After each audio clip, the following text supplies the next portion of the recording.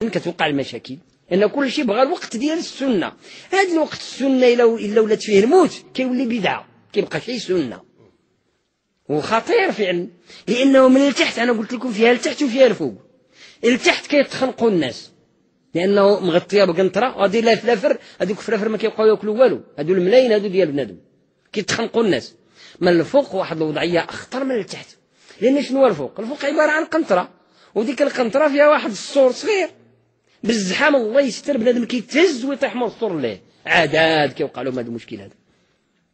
ولذلك بنادم يخرج من اللي تجيو من مزدلفة صباح 10، حنا جايين من مزدلفة صباح 10، ندخلوا الميناء غير نشوف الحالة ديال الجمرات في هذاك الزحام الكبير، نمشي للخيمة ديالي ارتاح، يحطوك في الخيمة ديالك فيها الظل فيها الكليماتيزور مكيف الهواء وارتاح مع راسك الضحى كله النهار كله حتى تصلي الظهر. ممكن دير واحد الحل وهو ان واحد يبدا يمشي يطل مره ما يوصلش غير يشوف من البعد، شافها خفافت يعيط على الجماعه، ما خفافتش يبقاو تما في الخيمه حتى تصلي الظهر. صلي الظهر وسير ليها باذن الله غتلقاها خفيفه جدا. عندك العشيه من بعد العصر ايضا، عندك الليل ايضا، يعني اللي عنده شي عذر عنده حتى الليل ايضا. الليل بالقطع لن تجد فيها احدا البتة. ولذلك واحد العادات ديال الناس كيجيبوا عيالاتهم حتى العشيه، ما خصو شيء يتزاحم مع شي حد ولا يدفعوا شي حد ولا يدفعوا شي حد، حتى العشيه برد الحال هذا هو جاي وكيرجمها ومشروع. وهذا تقريبا يكاد يكون اتفاق العلماء قديما وحديثا، حيث يكون الزحام وحيث تكون الضروره.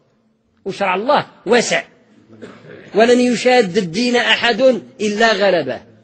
إذن ملي كترمي هذه الجمرة سواء رميتها الصباح أو في الظهر أو من بعد الظهر أو من بعد العصر أو حتى الليل، هذاك النهار نفرضوا راك رميتها يعني قبل غروب الشمس، هذاك النهار عندك أعمال بعد ذلك كتنوي بلا راك كتذبح الهدي ديالك، لأنك أنت متمتع راه عليك الهدي، راك مخلصوا، راه غير كتجي لمكة راه يعني دوك المسؤولين كيجمعوا الفلوس ولا كتمشي لراسك تمشي للبنك، راه كاينه كل الدنيا تما بناك كتخلص الهدي كيعطيك واحد التيكيت واحد الورقه يعني احتفظ بها ضيعها ماشي مشكل. المهم انت عندك مع الله انك راك خلصت الهدي ديالك، هما فعلا كيلتزموا كيذبحوه، وبالتاكيد فعلا المملكه العربيه السعوديه كتذبحوا وذاك اللحم كتعلبوا وتصيفطوا للدول اللي فيها المجاعات وفيها الكوارث. وهذه هي الغايه ديال هذاك الشيء، انه فعلا خصو ينتفعوا به الفقراء والمساكين ويحصل فعلا. والنيابه صحيحه جائزه في مثل هذه الامور. من بعد ما كدير النيه راك ذبحت كتمشي تحسن راسك. الرجل من الأحسن يكرر في راسه هذه المرة الحلق. النبي صلى الله عليه وسلم قال طوبى للحالقين، قيل والمقصرين يا رسول الله؟ قال لهم طوبى للحالقين. قيل والمقصرين يا رسول الله؟ قال طوبى للحالقين 3 مرات. عاد قال لهم في الرابعة والمقصرين. يعني مزيان بنادم يكرر ماشي غير ينقص من شعره. هذا إلا عنده شي إنسان شي ظروف ولا شي حاجة راه حتى التقصير جائز، يعني محلقين أو مقصرين كل ذلك صالح. المرأة أيضا هنايا ما كتحلق ما كتقطع شعرها، إنما عاود قيد أنمولة، كتقطع واحد طريف صغير من الشعر ديالها كما تكلمنا عليه مرة أخرى في العمرة. فبالنسبة للحاج الرجل كيقلع عاود دوك الفاط، أي لباس الإحرام ينزعه ويلبس اللباس ديالو العادي. هذا كيسميه التحلل الأصغر، يعني الآن صار في حل من كل شيء، يمكن له يدير الريحة، يمكن له يعني يدير كل شيء ما عدا الجماع، فلا يزال محرما حتى يطوف طواف الإفاضة. قبل طواف الإفاضة لا يجوز الجماع، ولكن يكون التحلل الأصغر. طواف الإفاضة يمكن له يديروا ذاك النهار ديال 10 وهو السنة، لكن إذا كان عنده شي ظرف معين لقى راسو عيا أو فيه سخانة لا قدر الله أو شي من هذا القبيل، أو أنه لقى الزحام شديد ذاك النهار في البيت وما قدرش يطوف، يمكن له يأخروا، لا بأس بذلك. يأخروا يومين 3 أيام 4 أيام 5 أيام، يعني ما حدو في شهر ذي الحجة وهو عنده الحق يعني يأخر الطواف ديال الإفاضة. وكذلك المرأة إلا لقات راسها حاضت مثلا طبعا ما غاديش دير طواف الإفاضة وغادي تسنى حتى طهر، أو يعني حتى عندها شي عذر من هذا الأعذار، لقات الزحام بزاف أو يعني فيها تعب أو كذا من هذا القبيل. فإذا نهار 10 إذا بغى يدير الإنسان طواف الإفاضة أقول وهو حسن، هذه راه هي السنة فعلا.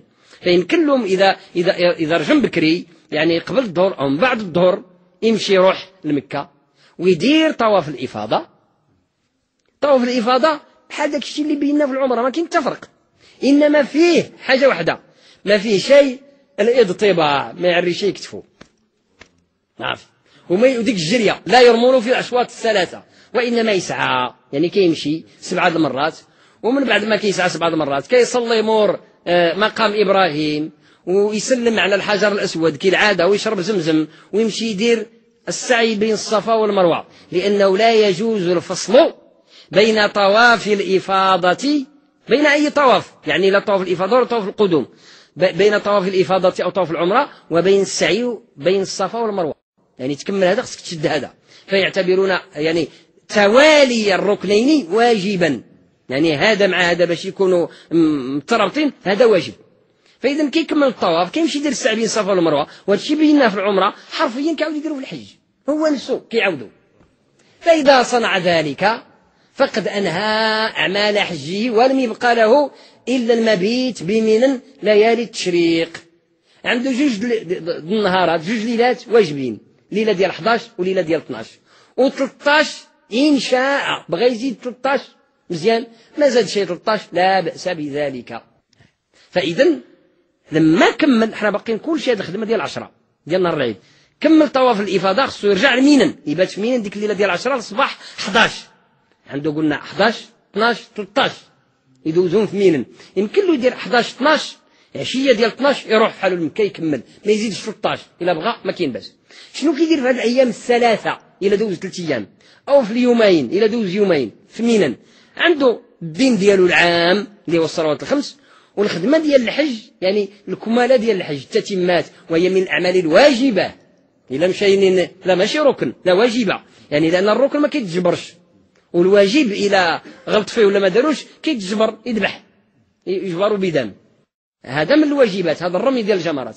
إذن هذاك النهار ديال 11 12 13 هاد الأيام هذه عنده خدمة واحدة، وهي هذوك 3 ديال الأحواط، 3 ديال الأحفاري، 3 ديال الأحفاري هذه راه ما كيكون فيها زحام، راه الزحام كاين في الجمرة نهار العيد ديك ديال 10 جمرة العقبة بوحد، هذاك النهار بوحده فيه الزحام، لأنه كاين واحد العدد ديال المذاهب وديال الدوال اللي كيدوزوه هما غير 10 وكيمشيو في حالهم، ما عندهمش هما في المذهب ديالهم لا 11 ولا 12 ولا 13، يعني الإيرانيين المذهب الشيعي ما فيش هذه الخدمة كاع كلها، ما كيعمروش، وهما كتار كيخويو الدنيا ويخليو الدنيا مرتاحة.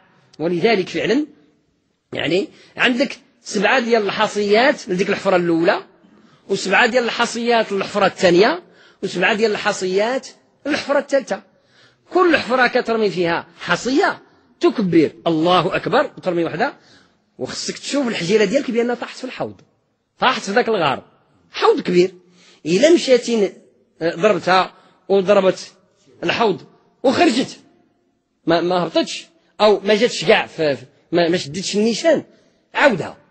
ولذلك مزيان يكون عندك الزايد ديال الحجر، واحسب يعني احسب 1 2 3 يعني الله أكبر، احسب بيديك أو شي طريقة من الطرق باش تعرف راك درت 7 ما درت شي 8 ولا ما درت شي 6 أو 5.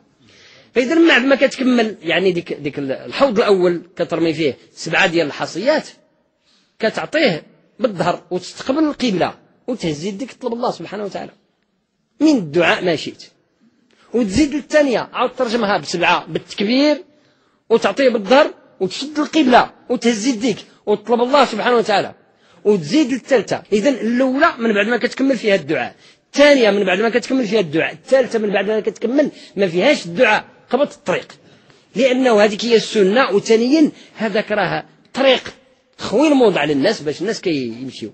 إذن هذا الخدمة ديال النهار الأول. فوقاش كترجم؟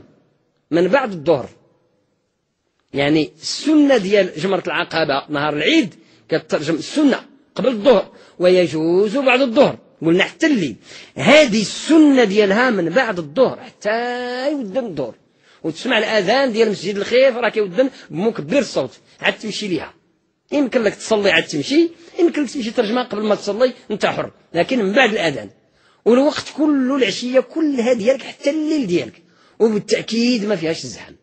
هذا 11 12 13 ما فيهم زحام، واللي خلى كاع يعني نقولوا حتى من بعد العصر يعني تقريبا لا يكاد يجد أحدا، بعد العصر كتخوى الدنيا سبحان الله العظيم، لا نهار 11 ولا 12 يعني أيام التشريق راه ما فيهاش مشكل، راه المشكل الوحيد اللي كاين هو نهار 10، والناس كيشددوا على رسول ربي تعالى وسع. قال لك اللي ما قد شيء قبل الظهر يدير من بعد الظهر، ما كفاك شيء من بعد الظهر قدامك الليل. انما اللي ما بغاش يزيد نهار 13 راه كيخصو يخوي مينا في العشيه ديال 12 قبل ما تغرب الشمس. راه الا غربت عليه الشمس وهو مازال جالس في مينا خصو يزيد 13، ما عدا في حاله واحده، الا هو ركب في الكار ولا في الطاكسي قبل غروب الشمس ولكن ذاك الكار ما قلعش بقى قاعد تما حتى ودنت المغرب، لا باس بذلك، لان من اللي ركب ولا محسوب على مكه بقاش محسوب على مينا، لان ماشي الامور ماشي بيدو. وفعلا كما الحال كيكون الزحام ما كيوصلش داك الشيء، ما كيقلعش داك الشيء حتى كيود المغرب عليك، ما عندك ما دير. فالمشكل هو مازال مالك باقي كدور هنا وتشوف هذه وتجمع هذه الى اخره تودن عليك المغرب، ما عليك الا تبات هذيك الساعه. فاذا هذه خلاصه الامر، يعني اللي كان دار طواف الافاضه وزاد ليه السعي بين الصفا والمروه